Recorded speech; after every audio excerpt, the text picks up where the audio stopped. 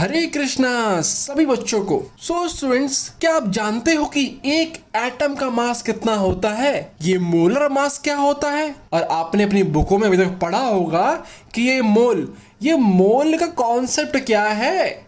अगर आपको थोड़ी भी कंफ्यूजन होती है इन टर्म्स में तो बने रहिए हमारे साथ इस वीडियो के एंड तक और आपके सारे डाउट आपके क्लियर होने वाले हैं।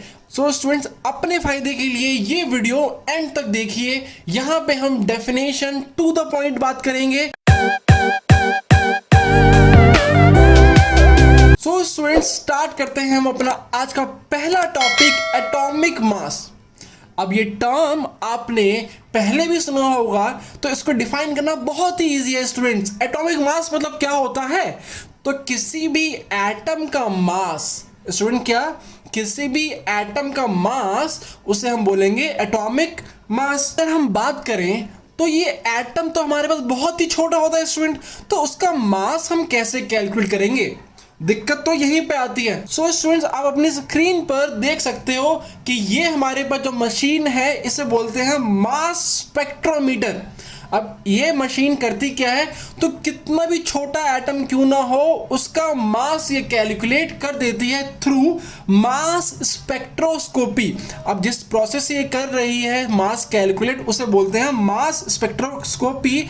और अगर हम देखें हिस्ट्री की बात करें हम थोड़ी बहुत इसमें, तो यहाँ पे हमारे पास पहले जो एटॉमिक मास था वो हम कैलकुलेट क्या करते थे, हाइड्रोजन, जो बेसिक हमारे पास जो एलिमेंट है हाइड्रोजन, हमने उसका आर्बिट्री मतलब हमने अपने मन से ही मान लिया था स्टूडेंट कि मास ऑफ वन एटम हमारे पास क्या होगा, जितना हाइड्रोजन का मास है। क्यों? क्योंकि उसमें सिर्फ एक प्रोटॉन है और सिर्फ एक इलेक्ट्रॉन।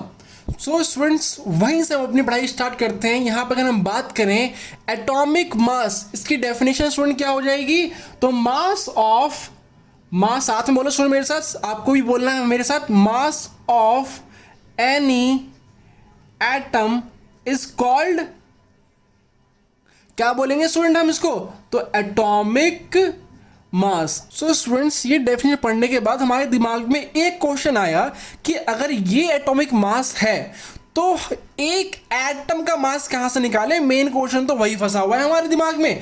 तो यहां पे अगर हम बात करें कि वन एटॉमिक मास हमारे पास स्टूडेंट क्या होगा, तो वन एटॉमिक मास, एक एटम का mass is equal to 1/12 of the mass of C612 carbon isotope. तो यहां पे हमारे पास जो साइंटिस्ट थे उन्होंने क्या बोला कि एक एटॉमिक मास हमारे पास स्टूडेंट क्या होगा, equal to 1/12 of carbon of C12। अब यहां पे हमारे पास हमें पता है कि कार्बन के स्टूडेंट कितने, 3 आइसोटोप होते हैं। कितने होते हैं मेरे साथ बोलो स्टूडेंट, कितने होते हैं, तो 3 होते हैं। कौन कौन से हमारे पास, C12, C13 and C14। So student, साइंटिस्टों ने यहाँ पे हमें बता दिया कि एक एटॉमिक मास का हमारे पास डेफिनेशन क्या होगी, तो one atomic mass will be equal to 1/12, 1/12वां भाग हमारे पास जो होगा किसका, तो C12 6 का। यहाँ पे हमारे पास जो कार्बन में हमारे पास जो आइसोटोप है किसका, तो C612 में।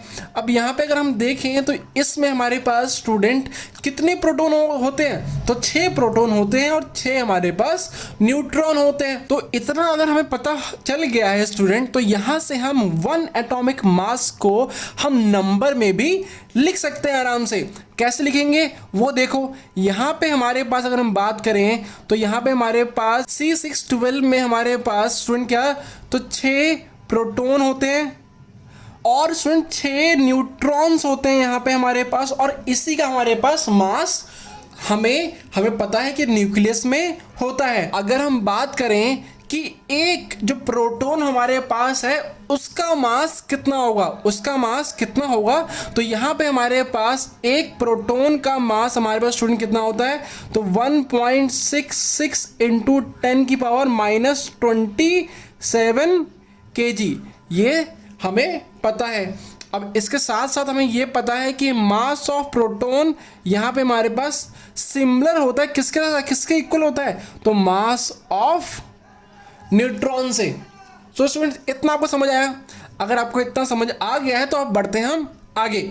अब यहाँ पे अगर हम बात करें तो मास, वन एटॉमिक मास एक एटम का मास हमारे पास कितना होगा, तो यहाँ पे हम लिखते हैं वन एटॉमिक मास। एक एटॉमिक मास हमारे पास स्टूडेंट कितने के बराबर होगा, तो 1/12 इंटू C612 मास के। तो यहाँ पे हमारे पास 1/12 हमारे पास स्टूडेंट हो गया। अब अगर आप यहाँ पे देखो तो यहाँ पे हमारे 6 न्यूट्रॉन 6 प्रोटॉन का तो मास होगा। तो अगर मैं बोलूँ कि यहाँ पे मैंने एक प्रोटॉन के मास से अगर मैं 12 को मल्टीप्लाई कर दूँ, इसको ध्यान से देखना, अगर मैं एक प्रोटॉन के मास को 12 से मल्टीप्लाई कर दूं तो क्या ये इसका मास हो जाएगा पूरे कार्बन का? हाँ जी बिल्कुल हो जाएगा। तो करते हैं उसी को। तो यहाँ पे हमारे पास 12 इंटू 1.66 इंटू 10⁻⁻27, यहाँ पे हमें कितना हो गया, तो केजी में। तो ये हमारे पास कैंसिल आउट हो गए। तो यहाँ पे हमारे पास, सो स्टूडेंट्स यहाँ पे हमारे पास वन एटॉमिक मास क्या हो गया, तो 1.66 इंटू 10⁻⁻27 केजी।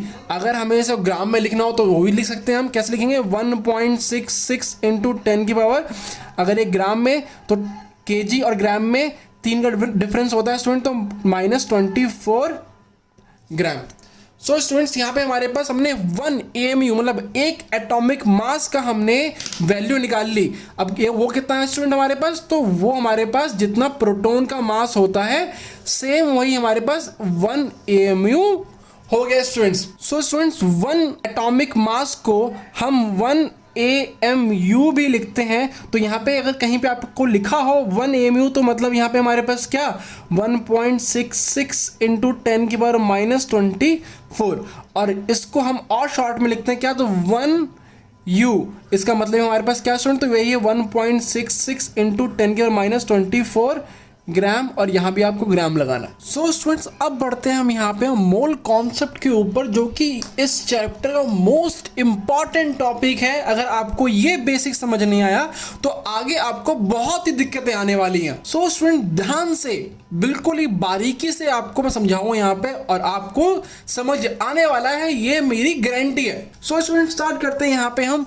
Mole concept. अगर हम इसकी बात करें तो आपने यहाँ पे देखा होगा 2 टाइप के यहाँ पे हमारे पास ऑब्जेक्ट होते हैं। मैक्रोस्कोपिक मतलब बड़े, जैसे ये पेन हमारे पास, इसका साइज हमारे पास क्या, तो आप आराम से कैलकुलेट कर सकते हो। तो ये हमारे पास क्या है, मैक्रोस्कोपिक ऑब्जेक्ट है।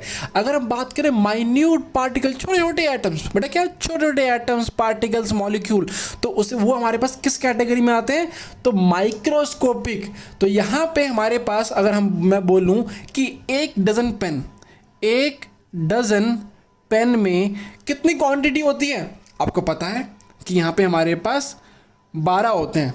तो सेम वैसे ही छोटे जो माइक्रोस्कोपिक जो हमारे पास सब्सटेंस या फिर ऑब्जेक्ट जो भी एंटिटी है स्टूडेंट्स, उसको मेजर करने के लिए यहाँ पे हमारे पास मोल कॉन्सेप्ट को इंट्रोड्यूस किया गया है। ये भी जैसे हमारे पास जो ये 1 डजन है वो 12 के बराबर होता है, वैसे यहाँ पे हमारे पास 1 मोल स्टूडेंट क्या 1 मोल भी एक फिक्स नंबर है, फिक्स क्वांटिटी है। अगर हम यहाँ बात करें तो 1 मोल कितने के बराबर होगा, तो यहाँ पे हमारे पास 6.022 इंटू 10⁻23 स्टूडेंट। अगर यहाँ मैं बात करूँ कि 1 मोल एटम, तो यहाँ पे हमारे पास कितने एटम होंगे, तो 6.022 इंटू 10⁻23 एटम। अगर मैं यहाँ पे बात करूँ 1 मोल पेन, तो कितने पेन स्टूडेंट, तो इतने पेन। तो जब भी हम बात करेंगे 1 मोल की, तो यहाँ पे उसका नंबर कितना होने वाला है, जैसे 1 dozen is equal to 12, so वैसे ही 1 mole is equal to 6.022 into 10⁻23 बन गया ना राइम। सो स्टूडेंट्स आपको तो ये याद ही करना है 1 मोल इज इक्वल टू कितना होगा, तो इतना होगा। और आपने ये नंबर शायद पहले भी देखा है, कहाँ देखा है याद करो। बिल्कुल सही बोल रहे हो आप, बिल्कुल सही, ये तो एवोगैड्रो नंबर ही होता है। तो उसकी बात हम करेंगे आगे। सो स्टूडेंट्स यहाँ पे देखते हैं इसको हम डिफाइन कैसे कर सकते हैं। तो यहाँ पे साइंटिस्टों ने डिफाइन कैसे किया है, one mole is a amount of substance that contain as many as particle और entity as there are atom in exactly 12 gram of C12 isotope. अब स्टूडेंट अगर हम बात करें कि कार्बन के 12 ग्राम में जितने एटम होते हैं वही हमारे पास 1 मोल होगा, और 12 ग्राम कार्बन में यहाँ पे हमारे पास इतने एटम ही कार्बन के होते हैं। अब यहाँ पे अगर हम बात करें तो 1 मोल क्या होगा हमारे पास, और 12 ग्राम ऑफ कार्बन, ये भी हमारे पास एक डेफिनेशन से हमने एक कंक्लूजन निकाल लिया। 1 मोल में अगर हम बात करें तो इतनी हमारे पास क्या हो जाएगी, तो एंटिटीज हो जाएंगी। और यहाँ पे हमारे पास अगर हम ग्राम की बात करेंगे तो 1 मोल में हमारे पास कितना ग्राम होगा, तो 12 ग्राम ऑफ C12। इतना स्टूडेंट्स आपको समझ आया। अब बात करते हैं यहाँ पे हम ग्राम एटॉमिक मास की। सो स्टूडेंट्स यहाँ पे हम बात करते हैं ग्राम एटॉमिक मास। अगर मैं आपको हिंट दूं तो ग्राम एटॉमिक मास को ही हम आगे जाके बोलने वाले हैं मोलर मास। क्या स्टूडेंट, मोलर मास। तो ये कॉन्सेप्ट तो इसलिए बहुत इंपॉर्टेंट होगा क्योंकि ग्राम एटॉमिक मास ही आगे जाके मोलर मास बनने वाला है। कैसे, वो देखो। अगर हम ग्राम एटॉमिक मास को डिफाइन करेंगे स्टूडेंट तो ये क्या होगा, it is define as mass of 1 mole of atom in gram. So student अगर हम बात करें कि इसको हम डिफाइन कैसे करेंगे तो it is defined as mass of 1 mole of atom in gram, कि यहाँ पे हमारे पास 1 मोल ऑफ दैट सब्सटेंस का हमारे पास मास ग्राम में कितना आएगा उसी को बोलेंगे हम gram atomic mass. Okay students, इतना आपको समझ आया। अगर हम यहाँ पे बात करें कि हमारे पास यहाँ पे कार्बन 612, यहाँ पे हमने एक आइसोटोप लिया, तो यहाँ पे हमारे पास ऊपर हम इससे पहले हम क्या पढ़ के आए हैं कि इसका एटॉमिक मास, स्टूडेंट क्या, इसका एटॉमिक मास हमने क्या निकाला था स्टूडेंट, तो 12 AMU। कैसे निकाला था, हमने ऊपर ही देखा क्या होता है स्टूडेंट। तो यहाँ पे हमारे पास 6 प्रोटॉन और 6 न्यूट्रॉन होते हैं और यहीं पे उसी का हमारे पास मास होता है 12 AMU। इतना हमने पहले पढ़ लिया स्टूडेंट। सो अगर हम बात करूँ कि कार्बन के 1 मोल में स्टूडेंट कितना, कार्बन के 1 मोल में कितना मास होगा, बहुत ही सिंपल। अगर मैं इसको 1 मोल से मल्टीप्लाई कर दूं, अगर मैं इस मास को 1 मोल से मल्टीप्लाई कर दूं, ये हमारे पास क्या, एटॉमिक मास, तो 1 एटम का मास है स्टूडेंट। कितना हमारे पास, 1 एटम का मास। और 1 मोल में कितने एटम होगा, ये हमारे पास कार्बन के, तो 6.022 इंटू 10 की पावर 23 एटम ऑफ कार्बन, इतने होने हैं। तो अगर मैं बात करूं कि 1 ग्राम एटॉमिक मास को अगर मैं यहाँ पे लूँ मैं कार्बन का, तो यहाँ पे हमारे पास क्या होगा, 12 इंटू यहाँ पे हमारे पास AMU। स्टूडेंट 1 AMU का मास हमारे पास कितना था, तो 1.66 इंटू 10 की पावर स्टूडेंट कितना, आपको पता है, जल्दी बताओ, -24 ग्राम इंटू 6.022 इंटू 10 की पावर 23। सो स्टूडेंट्स अगर आप इस क्वांटिटी को मल्टीप्लाई करोगे तो यहाँ पे आपका जो आंसर आएगा वो 1 आना है, ना ही 1 से कम ना ही 1 से ज़्यादा। तो यहाँ पे हमारे पास 12 ग्राम आ गया। तो यहाँ पे हमारे पास कार्बन का ग्राम एटॉमिक मास कितना आ गया, 12।